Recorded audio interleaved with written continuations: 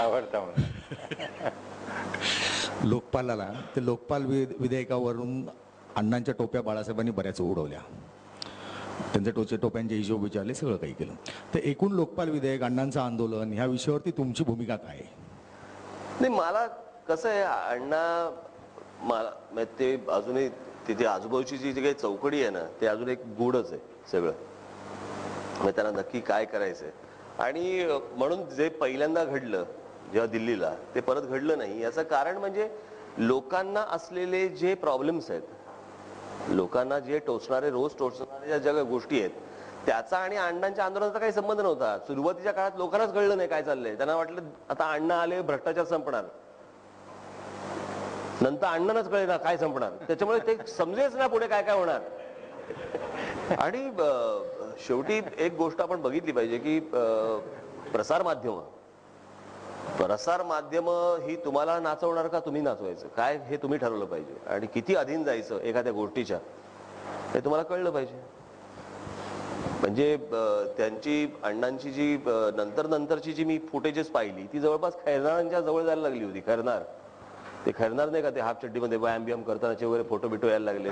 इतकं करू नये मला असं वाटतं. म्हणजे अण्णांचं एकूण वय आणि या सगळ्या गोष्टी पाहता, बरं त्यांनी जर एक समजा त्या गोष्टीला एका लेवलवरती आणलं, ते तुम्ही अमान्य करू शकत नाही. तो मुद्दा त्यांनी एक महत्वाचा मुद्दा म्हणून ठरवला, पण त्या मुद्द्याचा आणि सर्वसामान्य माणसांचा काही संबंधच नव्हता. मग मला एखाद्या महिलेला जर समजा माझ्या मुलाला शाळेमध्ये ऍडमिशन मिळत नाही आणि तिकडे डोनेशनला 2 लाख रुपये मागतात, त्याचा लोकपालाशी काय संबंध? आता जी मागणी होत असेल, बरं ती प्रोसेस तिकडे होणार, त्याच्यानंतर त्याच्यावरती माणसं बसणार. बरं ती बसलेली माणसं करप्ट नाहीत हे कोणी ठरवायचं परत? याचा अर्थ दुसरी कुठची तुम्ही गोष्ट आणू नये, लोकपाल नसेल, परंतु या गोष्टीवरती कंट्रोल आणला पाहिजे, हे जे मत आहे इथपर्यंत अत्यंत योग्य गोष्ट आहे. की नाहीतर काय कोणाच्या काय पायपोच नाही, कोणी कसली टेंडर चालू आहेत आणि कोणी किती पैसे खातात आणि कोणी काही चालू आहे, या सगळ्या ह्याच्यामध्ये त्याच्यावरती एक नियंत्रण येणं गरजेचं आहे. ते नियंत्रण कसलं काय मला आता नाही माहिती, परंतु ते लोकपाल किती यशस्वीरित्या करू शकेल ह्याची मला तेवढी खात्री दिसत नाही. एका अर्थाने अण्णा व्यक्ती आणि त्यांचं आंदोलन हे मराठी माणसाचं प्रतीक वाटतात का? कारण अमराठी माणसाच्या हातामध्ये गेले आणि वाहत गेले वगैरे. नाही, मला असं वाटतं याला त्याचा मराठी माणूस म्हणून असा विचार करणं बरोबर होणार नाही. ते फक्त अण्णा मराठी आहेत, बाकी ते काय बेदी आणि बाकी ते काय सगळे लोक आहेत. ते काय होतं की लोकांचा मिळालेला रिस्पॉन्स, त्या रिस्पॉन्स नंतर तुम्ही कशा प्रकारे वागताय याच्यावरती लोक फार नीट बघत असतात. आणि ते बेदी आणि ते जे सगळे जे काय ज्या प्रकारे ते वागवते त्याला वाह्यातपणा म्हणतात. म्हणजे यश प्रसिद्धी पचवायची पण एक ताकद लागते. ती जर ताकद नसेल तुमच्याकडे तर हे असं होतं जे आता अण्णांचं झालंय. ते त्या बाकीच्या सगळ्या गोष्टी मग हे जरी बरं राळेगण सिद्धीला अण्णा येतात, म्हणजे तो काय वर्ध्याचा आश्रम आहे का गांधीजींचा? मी वर्ध्याच्या आश्रमावरती गेलोय, मला तिकडे जी कळलेली गोष्ट आहे ना ती इतकी फॅन्टास्टिक आहे. त्या वर्ध्याच्या आश्रमामध्ये तिकडे एक टेलिफोन बूथ आहे जो आजही आहे.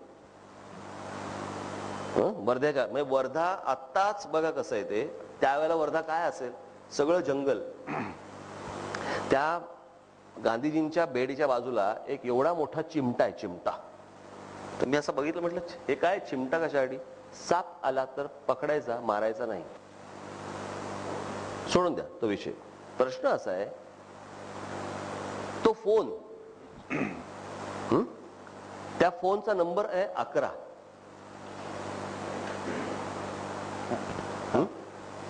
त्या फोनचा नंबर आहे 11. 11 नंबरचा फोन आला की एलिझाबेथ राणी पासून नेहरूंपासून सगळेजण जे काय ताट उभे राहायचे, ही जी त्या आश्रमाची ताकद होती ना त्या 11 नंबरची, ही आहे का त्या राळेगण सिद्धीची? नाही ना. माझं असं म्हणणं आहे, अण्णांचा हेतू जरी शुद्ध असला, जरी तो योग्य असला,